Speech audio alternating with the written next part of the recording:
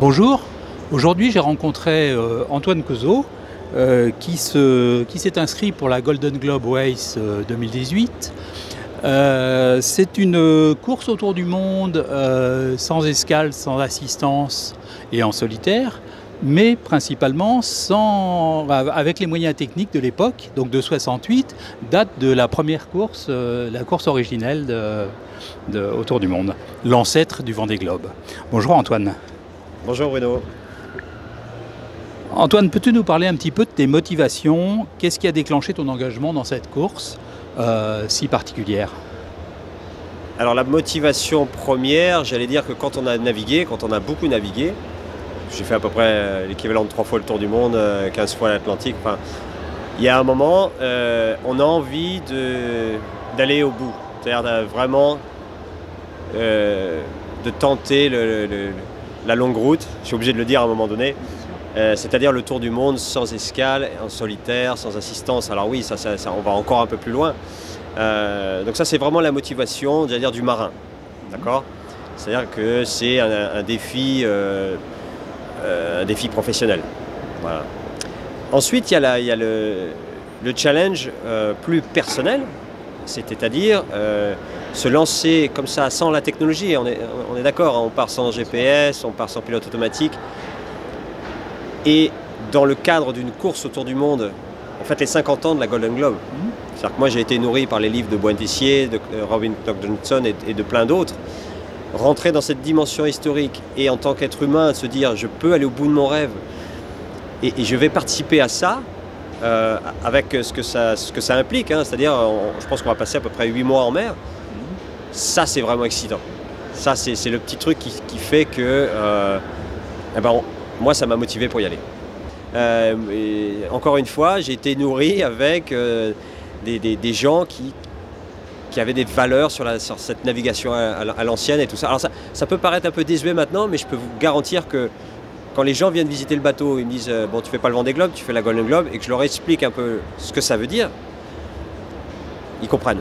Ils comprennent les valeurs humaines d'une telle course et j'allais dire l'engouement populaire qui va avec. Et donc cet engagement dans cette course-là, par rapport à l'autre événement qui se passe en même temps sur les 50 ans de la longue route 2018, qu'est-ce qui t'a fait choisir plutôt la Golden Globe Alors déjà, je dois dire que c'est, encore une fois, une preuve comme quoi il y a un engouement, comme quoi il y a des gens qui sont prêts à aller vivre leur rêve. La longue route est arrivée après, en fait, elle a été proposée après. Moi, je m'étais engagé sur la Golden Globe, j'aimais bien l'idée, j'ai rencontré Sir Robin Knox-Johnson. Déjà, c'était un événement dans ma vie de pouvoir serrer la main, de lui montrer le bateau, parce que le bateau a été restauré à Falmouth, là où il a été construit. Donc j'ai Robin qui est venu regarder le bateau, il me dit alors qu'est-ce que tu fais, voilà, j'ai senti qu'il y a quelque chose qui se passait, il y avait un courant qui se passait et je me suis engagé dans la Golden. Pour moi, ça me correspond. La longue route, ça correspond plus à Bernard Moitessier.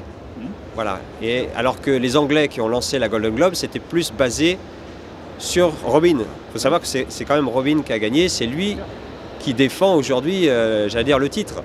Mais je comprends tout à fait qu'on soit avec Bernard Moitessier, parce que c'est lui aussi qui a nourri notre génération en tant que Français pour la navigation au large, et puis tout ce qu'il a amené derrière, c'est devenu un mentor pour plein de gens. Moi le premier. Mais il ne faut pas oublier que ce sont les Anglais qui ont lancé la course, donc ils arrivent avec leurs règles. Alors on les accepte, on les accepte pas, voilà. D'accord, c'est deux approches un petit peu différentes, mais effectivement avec le même engouement sur cette... Mais à la fin, le résultat c'est quoi? C'est 25 bateaux qui partent avec la Golden Globe, et j'espère peut-être autant qui partent avec la longue route, et à la fin on va avoir un florilège de gens, de marins venus de partout. Je sais que nous on a 15 nationalités qui sont représentées, et qu'est-ce que ça veut dire? Ça veut dire que c'est universel, c'est un défi universel, c'est-à-dire qu'il y a des gens de partout qui vivent le même rêve et qui veulent se lancer eux-mêmes dans une course comme ça autour du monde, et une aventure, c'est même pas une course, c'est une vraie aventure. Et donc le bateau, là on est sur le bateau, comment tu l'as, donc tu l'as acheté pour cette occasion-là, qu'est-ce que tu as refait beaucoup de choses dessus, je pense? Oui, j'ai refait beaucoup de choses. Au départ, j'avais un bateau. Il y a quelques années, j'habitais en Norvège. Et en 2015, quand j'ai pris la décision de me lancer dans la Golden Globe Race, j'avais un bateau de 45 pieds en acier. Bon, ça ne le faisait pas. Donc on l'a vendu. Pourtant, on a beaucoup navigué avec mon épouse avec ce bateau. Et c'était un côté sentimental qui était assez dur de dire mince, il faut se séparer de ce bateau-là. Mais ça a permis de rebondir, ça a permis de racheter ce bateau-là. Alors pourquoi ce bateau-là? C'est parce que un des principes, un des critères de la Golden Globe Race, c'est qu'ils nous ont proposé une dizaine ou une vingtaine de bateaux, de dire voilà, Robin il était parti sur un 32 pieds, quille longue, avec le safran attaché comme ça, et puis on va partir sur cette base-là. Comme ça va faire une flotte homogène, et on pourra avoir, c'est une question de sécurité aussi, je pense, naviguer ensemble. Donc on avait le choix entre des bateaux de 32 à 36 pieds. Alors je dis autant qu'à faire, autant prendre un bateau le plus grand possible, le plus confortable, pourquoi pas le plus performant. Donc moi j'ai choisi le Biscay 36. J'avais le choix, hein, et moi c'était le Rosler 36, le Biscay 36 et le Saga 34 qui me plaisait. Moi j'aimais bien naviguer sur des ketchs. Ouais. J'aime bien cette configuration, donc j'ai choisi le Biscay. Et puis j'en ai trouvé un surtout. J'ai cherché en France, j'ai pris ma voiture, j'ai conduit en Bretagne jusqu'à dans le sud. Je ne trouvais pas de plan français à quille longue avec minimum 6 tonnes 2, enfin tout un tas de critères.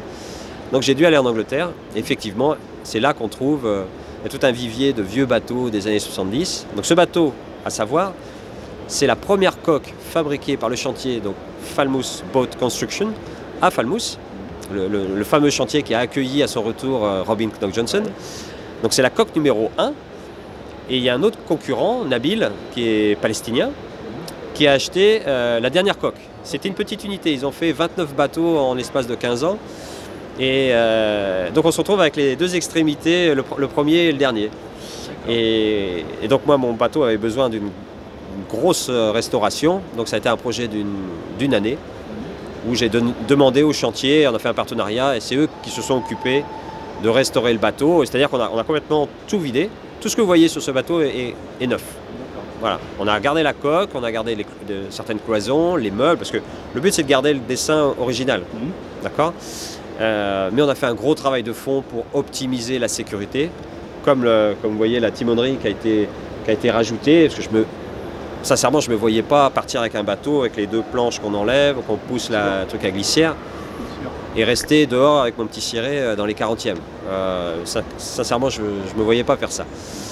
Donc j'ai construit, j'ai reconstruit le bateau autour de cette timonerie qui va me permettre d'assurer la veille et d'être vraiment dans un confort. Et ça, je pense que le confort, c'est aussi la performance. Oui. Voilà. Et en termes de budget, voilà, on peut en parler. Tu as des sponsors, tu as réussi à boucler tout le budget. Comment ça s'est passé? Alors, le sponsoring, c'est inévitable. Quand on se lance là-dedans, moi, je suis parti de l'idée que personne ne me connaît. Maintenant, on me connaît un petit peu, mais je ne suis pas un grand skipper qu'on voit partout dans les magazines de voile. Donc je me suis dit, il faut que j'investisse. Donc j'ai cassé la tirelire, j'ai acheté le bateau, j'ai payé le chantier.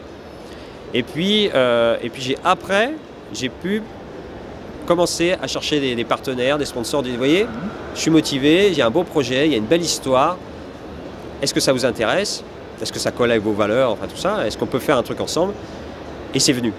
Et je pense que c'était la bonne stratégie. Parce que au départ, on avait le choix. Le Rosler 36, on peut l'acheter neuf aussi. Oui. Mais ça vaut 300 000 €.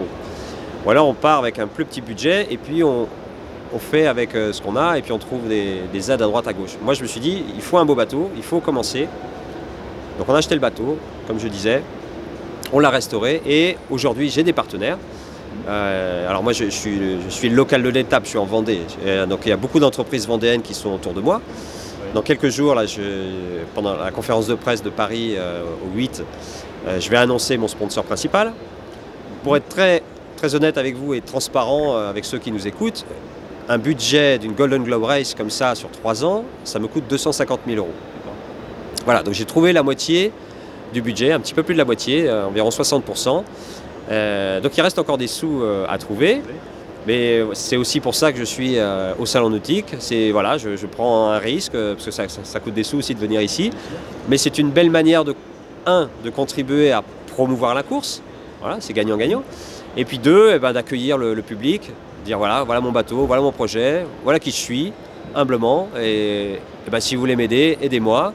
Alors la semaine prochaine, on va faire un Kiss Kiss Bank Bank parce que voilà, c'est dans l'air du temps. Et je vois, surtout j'entends les gens qui viennent et qui me disent Antoine, comment on peut t'aider? Alors oui, j'ai une association, oui, je peux mettre des autocollants, oui, je peux faire plein de choses. Mais concrètement, il faut que j'achète un mât, il faut que j'achète des voiles. Et tous ensemble, symboliquement, on va faire cette course. Bien sûr, oui. Et ça marche, ça marche. Et j'espère que le Kiss Kiss Bank Bank va fonctionner aussi parce que je trouve que c'est une belle histoire de fédérer des gens comme ça, d'embarquer des gens avec moi dans ce tour du monde.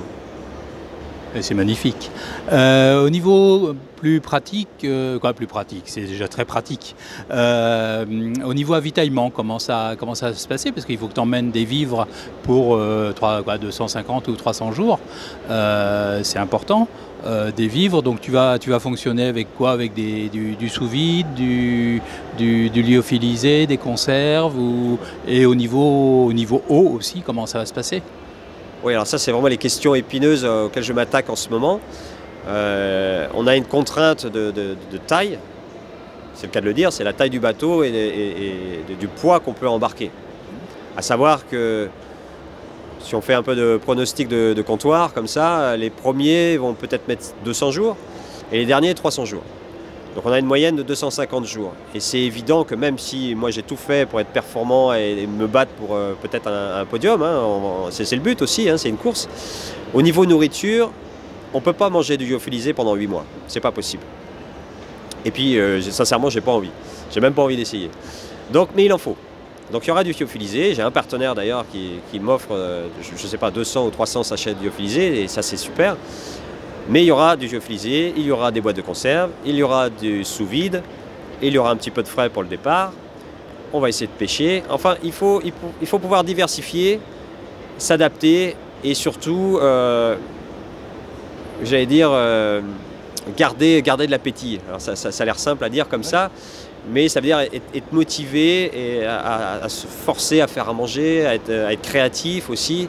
Donc il ne faut pas hésiter à embarquer plein de choses, même des choses qu'on n'aime pas en fait, ou moins bien. C'est-à-dire que moi je ne suis pas un grand fanat, par exemple, des lentilles ou des trucs comme ça, mais je suis obligé d'en emmener. Parce qu'il y a un moment, je vais en avoir marre peut-être du cassoulet ou des raviolis, donc il faut se pousser un peu. C'est vraiment une course où on va aller un peu dans le rouge là, on va sortir de sa zone de confort. Et c'est là qu'il va falloir être costaud dans la tête. Et pour être costaud dans la tête, encore une fois, il faut bien manger.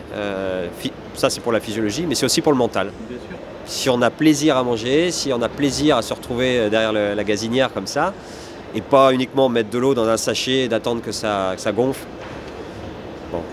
Donc, et l'eau, puisque la question était aussi sur l'eau, je ne peux pas embarquer, si on dit 250 jours, 3 litres par jour, 750 litres, je ne peux pas emmener ça. Donc on va être obligé de récolter de l'eau de pluie.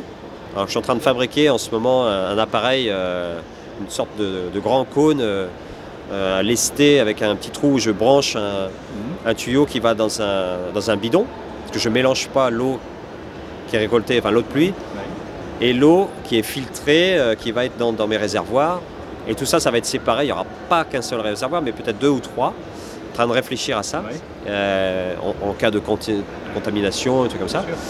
Donc je pense qu'on va partir avec peut-être la moitié, peut-être 300 litres d'eau. Voilà. Après, il y a des jus, j'amène du vin, j'amène de la bière. Voilà, encore une fois, c'est une notion de plaisir et de confort. Et ça rentre dans la case performance à la fin, avec modération, bien sûr. Mais voilà, donc pour l'eau, oui, c'est encore une problématique. On part dans l'inconnu, hein, il y a plein de choses, on ne sait pas. Donc il faut essayer d'appréhender, il faut essayer de dire... c'est des règles de priorité. C'est quoi la priorité? Pour moi, c'est bien manger, bien dormir et rien casser. Voilà. Et après on verra. Et au niveau de la gestion des déchets, justement, parce que t'emmènes de la nourriture, donc avec des emballages et des choses comme ça. J'imagine que tu mets pas tout à la mer. Donc, comment Alors, je vais même être très clair là-dessus, je ne mets rien à la mer. Oui. Je ne jette rien. J'ai prévu à l'avant du bateau, je ne sais pas si tu as vu, mais il y a une cloison étanche avec un petit sas, un petit hublot pour aller devant. Et il y a une deuxième cloison étanche qui ne se ferme pas complètement, mais c'est là où je vais mettre mes déchets. Alors maintenant je reviens un peu en arrière. Quand j'embarque ma nourriture, déjà j'enlève tous les emballages. Je vais reconditionner même certains produits pour essayer d'optimiser, hein, c'est du entre guillemets packaging. Et l'idée c'est vraiment de ne jeter le moins possible. Les sachets par exemple lyophilisés, je peux les brûler. Voilà, je mets dans un seau en fer, pas un seau en plastique, et je peux les brûler, c'est prévu pour. Et ensuite tout ce que j'emmène, c'est encore une fois il y a une réflexion en amont pour dire la boîte de conserve pleine elle pèse tant. Combien elle va peser quand elle sera vide? Combien de place elle prend? Est-ce que je peux la compacter? Qu'est-ce que je peux en faire? Est-ce que je peux mettre des choses qui servent de contenant aussi? C'est ça qui est excitant. Il y a vraiment toute une réflexion auquel, dans la vie de tous les jours, on ne pense pas. Et j'espère aussi, grâce à cette course, on ne va pas parler d'actes citoyens, mais faire réfléchir les gens. Vous voyez, à la maison, ça serait peut-être possible aussi. Parce que je pense que si on attend que ça vienne d'en haut, des politiques et tout ça, ça viendra pas. C'est compliqué, on sait que c'est compliqué, il y a des lobbies et tout ça. Je pense que c'est à chacun de nous de faire un effort, ensemble, pour améliorer notre condition de vie. On entend à droite, à gauche, réchauffement climatique, les problèmes de déchets, tout ça. C'est à nous de faire un effort aussi. Donc si je peux contribuer, encore une fois, humblement à montrer que c'est possible, voilà. Ça fait partie, moi, des choses qui me tiennent à cœur. Donc concrètement, oui, je garde tout à bord et tout va être optimisé pour pas se faire envahir par les déchets, oui.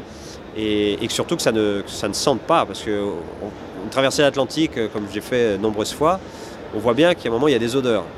Moi j'ai fait mon armée dans les sous-marins à Lorient il y a très très longtemps. Et c'est pareil, c'était quelque chose de très important. Parce que quand on a 60 bonhommes dans un milieu clos, ça sent déjà, mais les déchets c'est un vrai problème, c'est un vrai souci. Donc j'ai optimisé ce truc-là dans le bateau pour un voyage qui dure longtemps. Ok, et autre point très important aussi, c'est la vie de famille. Comment ça se passe le fait d'être séparé de tes enfants? Tu as des jeunes enfants, comment ça se passe? Comment tu vas gérer ça, ou ton épouse va gérer ça avec eux? Comment tu les as rentrés un peu dans l'aventure? Oui, c'est vrai, ça c'est une vraie question, et il faut être honnête à ce niveau-là. Donc déjà, la décision a été prise à deux. Avec mon épouse, c'est évident que voilà, c'est quand même lourd pour la famille. Pour celui qui part et ceux qui restent. Donc j'ai 3 enfants. J'ai un enfant de 3 ans, Titouan, et après il y a Apolline qui a 6 ans, et il y a Elliot qui a 8 ans. Alors Elliot qui a 8 ans, il comprend. D'ailleurs j'interviens à l'école où je suis à Noirmoutier, et on parle, et les copains ils savent, et les professeurs, on va essayer de faire des trucs aussi, des petites animations, des petits suivis pédagogiques, tout ça. Et moi ça me fait super plaisir de faire ça. Encore une fois, ça fait partie des engagements qui sont importants. Donc ce que va faire mon épouse pendant que je ne serai pas là, c'est qu'avec les enfants, ils vont écrire un journal de bord. Voilà. Ils vont dire, papa, aujourd'hui nous sommes lundi 4 juillet, aujourd'hui on a fait ça. Et moi de mon côté aussi, je fais un journal de bord. Et que je vais pouvoir leur distribuer à chaque porte de passage. Vous savez qu'il y a des portes de passage, on s'arrête, on balance nos pellicules argentiques, les Super 8 et tout ça, et les journaux de bord. Et quand je vais rentrer, on va prendre du temps ensemble en famille pour retrouver ce temps, c'est-à-dire revivre ce temps ensemble. Je ne veux pas que mes gamins disent en 2018, papa il n'était pas à la maison. Voilà. Oui. Alors, certes, j'étais pas à la maison, mais on va pouvoir recréer des souvenirs ensemble, se dire ah oui, tu as fait ça, et discuter pourquoi tu as fait ça, qu'est-ce qui s'est passé vraiment. Voilà, tout simplement. Et puis autrement, au niveau communication, on va essayer de se parler avec la BLU, et grâce à un réseau de radioamateurs, 1 fois par semaine. Je vais pouvoir avoir ma femme et mes enfants directement sur le téléphone. Parce qu'en fait, les enfants, leur attention, ça dure 5 minutes, quoi. Oui, bien sûr. Donc papa est là, oui, très bien, au téléphone, mais s'ils ne sont pas eux-mêmes dans leur tête préparés, bon, il n'y a pas une vraie discussion, quoi. Donc voilà, mais ça va être long, c'est vrai, hein, et je pense qu'on va écrire des petits messages, on va faire des dessins, on va emmener des photos. Pour moi c'est lourd, c'est vrai que c'est dur, hein. Et c'est vrai qu'on essaye de tourner ce challenge comme quelque chose de positif, c'est-à-dire, regardez, c'est pas facile à expliquer à des enfants, mais regardez le prix que ça coûte, ça c'est une discussion d'adulte, hein, mais regardez le prix que ça coûte pour aller au bout de ses rêves. Ouais. Mais si j'arrive à leur insuffler un petit peu de ça, de dire tu veux quelque chose, ça se mérite. Alors j'imagine les auditeurs qui vont dire mais quand même, partir 8 mois, laisser sa famille, on rentre dans une autre dimension. Tu mets la barre très haut. On met la barre très haut. Mais dans la vie de tous les jours, si on veut quelque chose, il faut y aller, quoi. Il faut sauter, mais encore une fois, c'est un projet qui est bien ficelé, qui est bien pensé, et on réduit les risques au maximum. C'est pour ça qu'il y a un bateau, c'est pas un coffre-fort, mais c'est un bateau qui est très sécurisé, et moi je sais que je ne vais pas m'amuser à me balader pas harnaché ou des trucs comme ça. Alors, le but c'est de rentrer à la maison aussi, quoi. Oui, j'imagine. Je crois que tu as une approche scientifique aussi sur ton aventure. Tu peux nous expliquer un petit peu? Oui, bien sûr, oui, parce que moi je suis scientifique de formation. Oui. Donc il y a plusieurs actions. Il y a une action avec une université anglaise qui est partenaire du projet. C'est là où j'ai fait mes études il y a quelques années. C'est une université qui s'appelle The Open University. Avec les chercheurs de cette université, on va faire des études sur les microplastiques. C'est un peu la question, j'allais dire, du moment, et c'est très sensible, c'est un sujet très sensible, parce que personne ou très peu de données ont été collectées dans les 40e, dans les 50e. Il y a eu beaucoup de choses de faites, et qui se font encore actuellement, mais le fait d'aller chercher des petits échantillons, de faire une étude visuelle aussi dans ces zones, et ben ça va permettre d'avoir une vision globale en fait, de la circulation. Vous savez que ce grand tapis roulant là, dans les océans, s'il y a du plastique partout, là, ça commence à être inquiétant. Donc voilà, je vais contribuer à faire ça. Donc ça, c'est au niveau sciences. Après, on a d'autres recherches sur le réchauffement climatique également, avec des petits capteurs pour envoyer en direct la température de l'eau, température de l'air. Enfin, il y a plein de choses. Donc ça, c'est par vraiment la partie sciences environnementales. Après, je suis suivi par 2 psychologues qui sont très intéressés de voir comment un skipper, enfin un homme, avant la course, dans quel état psychologique il est. Il fait sa course, 250 jours, c'est vraiment le cobaye idéal, quoi. Ouais. Comment il va réagir comme ça, tout seul, dans des milieux hostiles. C'est un projet qui dure 3 ans. Il y a même un doctorat, une doctorante qui a été embauchée pour justement faire sa thèse sur le projet, ouais, bien sûr, pour essayer d'améliorer, voire créer des outils pour détecter, évaluer et traiter des problèmes psychologiques. Voilà, les gens qui vont dans l'offshore, les gens qui vont dans l'espace. Donc il y a vraiment un gros projet là-dessus. Et moi, c'est super intéressant, hein. Ça m'a fait peur un peu au début parce que s'asseoir sur un divan, répondre, je crois que j'ai répondu à 1500 questions en un week-end et puis déballer son sac. J'étais un peu en panique, mais bon, on l'a fait et tout va bien. Donc je suis sain d'esprit, ça me rassure. Et puis on va voir après, on va voir ce que ça donne. Donc voilà, et puis il y a plein d'autres choses. Et puis on va traduire le journal de bord en braille. Ah oui. Oui, je travaille avec une association qui s'appelle Mérogan. C'est des enfants non-voyants, malvoyants. Et ces enfants, ils ont besoin de comprendre, ils ont besoin de partager comme les autres enfants, il n'y a pas de raison. Donc j'essaie encore une fois humblement de mettre ma petite pierre à l'édifice, comment on peut aider. Et là, il y a vraiment des belles histoires, des belles rencontres. Donc pareil, à chaque porte de passage, je vais envoyer un morceau de mon journal de bord pour ces enfants-là. Ça va être traduit en braille et tous les enfants de France vont pouvoir suivre un skipper autour du monde. Ok. Et une autre chose, c'est au niveau de la forme physique. Comment ça se passe? Parce que sur un bateau, on fait marcher pas mal les bras, les jambes un peu moins quand même.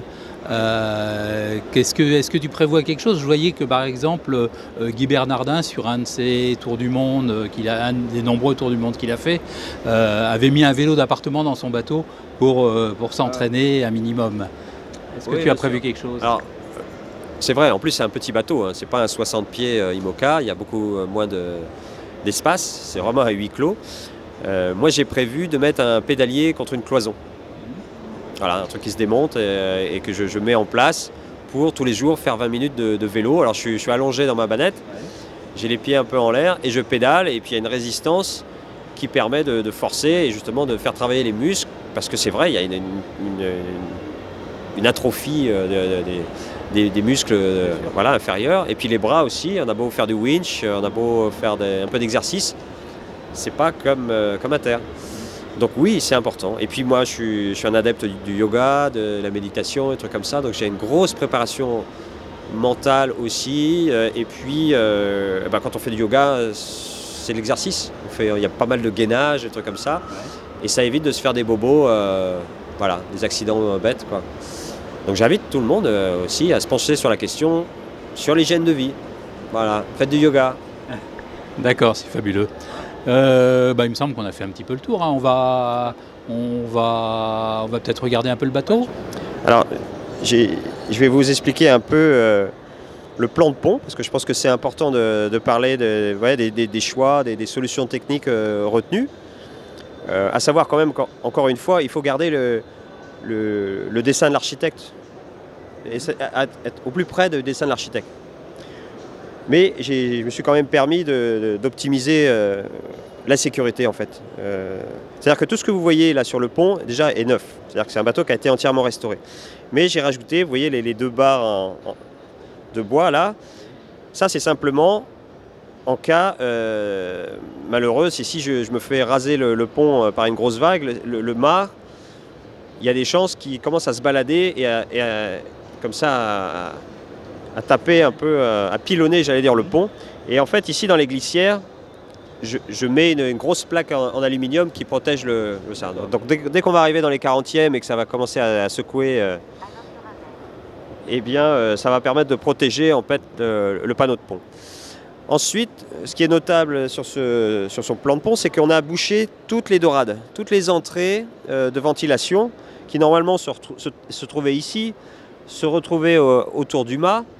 Tout ça, ça a été bouché pour éviter les infiltrations d'eau, les entrées d'eau, et surtout rien sur le passage. Quand il y a des vagues qui passent par-dessus le pont, il n'y a rien sur le chemin, quoi.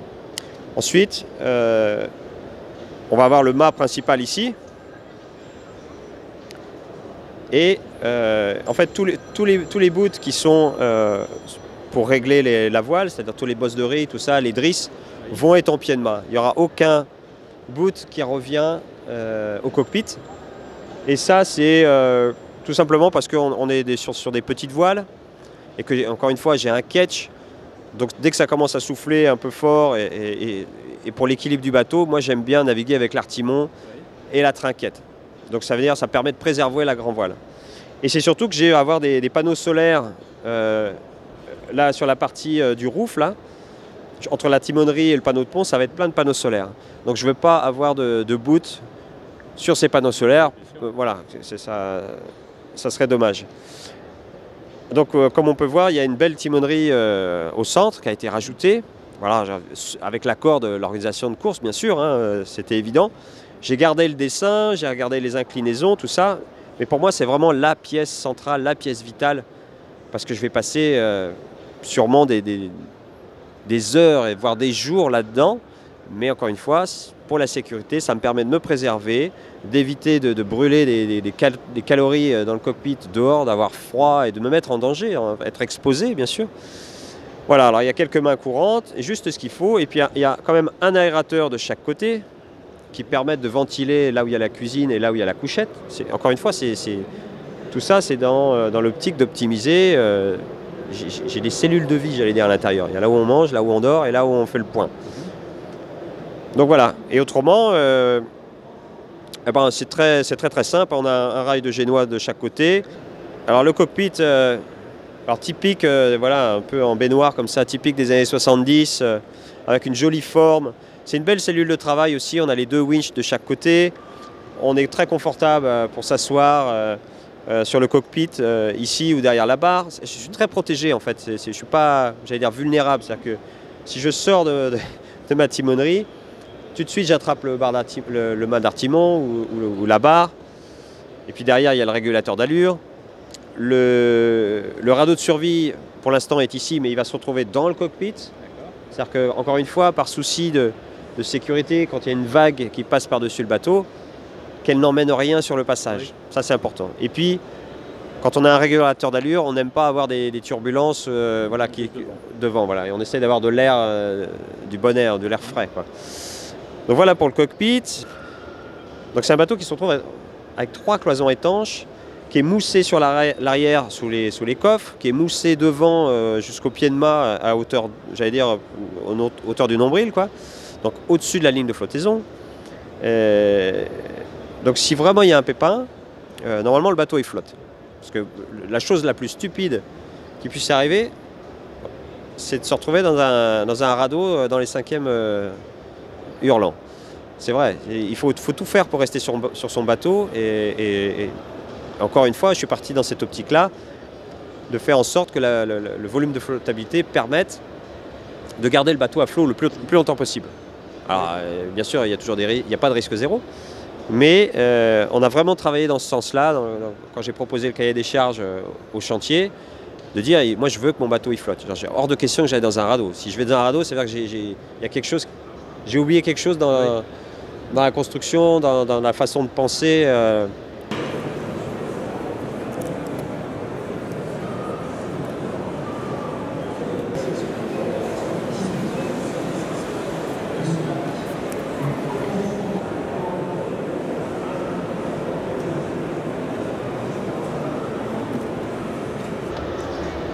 Alors bien sûr, ça c'est l'élément que tout le monde vient toucher ici au salon, c'est cette porte étanche de belle facture. Ça pour moi c'était la condition sine qua non, c'est-à-dire avoir un bloc comme ça pour me protéger, c'est ma carapace. Donc c'est une porte étanche, voilà, un peu inclinée comme ça. Alors elle est lourde, hein, c'est vrai, donc quand il y a 40 nœuds de vent et qu'il faut sortir, rentrer, bon, c'est un exercice, mais en configuration course, elle n'ira pas jusqu'au bout. Elle va aller jusque là, parce que là, je vais avoir les 2 palans de grand voile. Et ensuite, pour rentrer, alors je suis désolé, je suis obligé de poser le micro pour rentrer, mais en fait, on rentre un peu comme dans un sous-marin.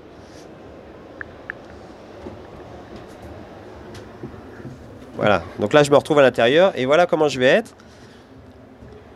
Ici, j'ai une vue panoramique à 360 degrés. Je vais faire un sas, ici il va y avoir des barres en inox et un tissu un peu comme une tente quechua là, qui s'ouvre avec un zip et avec des poches pour mettre les barres céréales, le thermos, le bouquin, tout ça. Comment on appelle ça, la trousse de survie, c'est-à-dire tous les médicaments d'urgence si jamais il y a vraiment un gros problème, hein, c'est-à-dire le bâton d'adrénaline voilà, qu'on se pique là, ou de la morphine ou des trucs comme ça. Ici, et puis les jumelles et puis tout ça, mais c'est surtout le fait de créer un sas pour empêcher l'humidité de rentrer dans le bateau. C'est-à-dire quand on rentre, on est trempé, on est en veste de quart, on dégouline de partout, et ben, il y aura un double fond dans un des côtés, dans ce côté-là, et je vais pouvoir mettre ma veste de quart, laisser les bottes ici, et quand je descends dans le bateau, je suis en chaussettes et en polaire. Voilà. Ça c'est important, ça permet d'éviter d'amener trop d'humidité dans le bateau. Il y aura toujours de l'humidité, c'est sûr, mais si on peut réduire ça, si on peut éviter d'avoir le sac de couchage trempé ou ne serait-ce que les cartes papier, d'avoir ce sentiment d'humide tout le temps. Pendant une semaine, c'est pas grave, mais pensez à quelqu'un qui part pendant 8 mois. Encore une fois, on est dans tout devient complexe. Donc voilà, donc ça c'est l'entrée. Ensuite, je descends, donc je suis sur le bloc moteur. À ma droite, donc j'ai en fait ma cellule j'allais dire de plaisir. Alors en fait, ça me fait sourire, mais en fait c'est là où je vais dormir. Ça c'est la bannette qui va être ici, avec une petite tente qui va être fabriquée de ce côté-là. Et ça va être non pas la table à cartes, mais la table à manger. Donc je vais manger ici. Là, il y aura il n'y a pas d'électronique, hein, il y a quand même une VHF. On va installer à la place du GPS, ça va être la BLU. Et tout ça, ça va être fermé par un rideau transparent. Encore une fois, pour éviter l'humidité, pour éviter les projections éventuelles d'eau. Donc là, je vais manger là et je vais me faire à manger de l'autre côté. Donc là, encore une fois, il y aura cette paroi qui sera ici. Moi, ça va me permettre de m'adosser comme ça, de pouvoir me faire à manger. J'ai l'extracteur de ventilation qui permet d'enlever un peu la vapeur d'eau, tout ça. J'ai un petit évier tout simple, de l'eau de mer, de l'eau douce. Bon là, on est en train de refaire tous les vernis, toute la boiserie, le rangement. On est en train de réfléchir à ça pour avoir les produits de première nécessité, quoi. Et puis après, tout sera conditionné dans des containers ici dans le carré. Donc ça, c'est vraiment la cellule voilà, de plaisir. On mange, on dort, on peut s'asseoir ici, on peut lire un bouquin parce qu'il y a pendant 200 jours, même si on aime bien naviguer, il y a beaucoup de temps où on ne fait pas grand-chose. Donc moi, comme j'adore dévorer des bouquins, je vais avoir une grande bibliothèque ici, à peu près une centaine de livres, hein, puis de tout. Hein. Les coffres ici sont condamnés, c'est-à-dire qu'ils ont été collés, et il y a juste une petite trappe de survie, un peu comme dans les catamarans de sport, qu'on dévisse, et avec la main, on va chercher la boîte de conserve et tout ça. Parce que, encore une fois, c'est la sécurité. Je ne veux pas que si le bateau est couché, que tout commence à voler d'un endroit à l'autre. Donc tout est. Alors bien sûr, c'est des choix un peu drastiques, mais je trouve que c'est important. Il faut mettre toutes les chances de son côté. Donc des deux côtés. Donc c'est là, ça va être l'endroit où je vais pouvoir me détendre. Donc il y aura d'autres matelas, bien sûr, ici, des coussins. On va pouvoir bouquiner, être tranquille, dessiner, faire plein de choses. Et puis, comme je disais tout à l'heure, sur une des cloisons, il y aura un pédalier qui va permettre de faire un peu de m'entretenir, on va dire. Avant, il y avait des grands hublots, voilà. Et j'ai trouvé beaucoup plus sain, c'est-à-dire de faire des surfaces plus petites. Alors bien sûr, je perds en lumière, mais encore une fois, avec ça, je peux le faire. Si vraiment il y a un souci, voilà, on ferme tout. Et voilà. Et ça a été rajouté. Alors tout ça, il y a des barreaux en fait qui ont été faits, qui permettent, voilà, d'améliorer un peu le roof, de renforcer la structure. Et ça, c'est important aussi. Pareil, tout ça, tous ces petits trucs-là, c'est des détails, mais on va dans le détail, justement, dans ce genre de matin. Et là devant, je vous expliquais, tout ça, c'est moussé. Donc on a condamné, en fait, la chambre avant. Et il y a des cloisons étanches, avec des vraies portes, j'allais dire, de la marine marchande. Donc il y en a deux comme ça, donc moussées jusque-là, avec un accès, avec une trappe de visite quand même pour voir la mousse, et surtout évaluer si jamais il y a un impact, l'étendue des dégâts. C'est-à-dire qu'on voit l'eau qui peut remonter un peu. L'idée, c'est vraiment de contenir le problème, contenir l'eau si jamais j'ai un choc. Et là, ça va me permettre justement de mettre tous mes échantillons d'eau de mer, les plastiques, enfin tout ça, ça va être mon petit atelier ici. Et là, ça va être les voiles. J'ai un accès direct avec le pont. Donc tous les spies, parce qu'on va emmener, je crois que j'emmène 10 ou 11 voiles. Donc on va pouvoir s'amuser comme ça, à envoyer de la toile, et puis suivant la force du vent, voilà, jouer un peu. C'est tout le plaisir aussi de faire une grande navigation, quoi. Quand on se rappelle des images de Bernard Moitessier avec toutes ces grandes voiles devant, là, quand il monte en haut du mât, c'est magnifique. Donc on va essayer de reproduire ça. Et ça, c'est un peu de stockage aussi. Enfin, Et alors le truc qui va faire rire tout le monde, mais on n'a pas encore parlé des toilettes. Donc il n'y a pas de toilettes. Les toilettes étaient là auparavant. Et c'est impraticable. Je veux dire, il faut se tenir, on n'est pas bien, et puis il y a des tuyaux, voilà, il y a encore des histoires d'odeur. Donc les toilettes vont être où je suis. C'est-à-dire qu'il va y avoir un petit tasseau de chaque côté, la lunette, la partie supérieure du toilette, qui se rabat. Je mets le seau en dessous, et moi, je le fais en direct.